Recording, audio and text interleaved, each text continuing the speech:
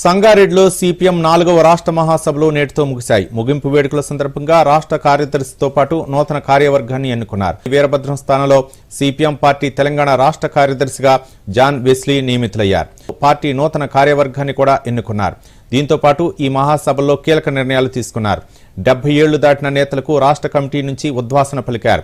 తమ్మినేని వీరభద్రం, సీతారాములు, నరసింగరావులకు CPM రాష్ట్ర కమిటీలో అవకాశం దక్కలేదు. రాష్ట్ర అధ్యక్షుడిగా ఎన్నికైన జాన్ వెస్లీ స్వస్థలం వనపర్తి జిల్లా అమరచింత. గతంలో డివైఎఫ్ఐ కుల వివక్ష వ్యతిరేక పోరాట కమిటీ రాష్ట్ర అధ్యక్షుడిగా పనిచేశారు.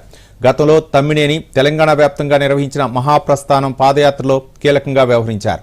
ప్రస్తుతం పార్టీ రాష్ట్ర కార్యవర్గ సభ్యుడిగా ఉన్నారు.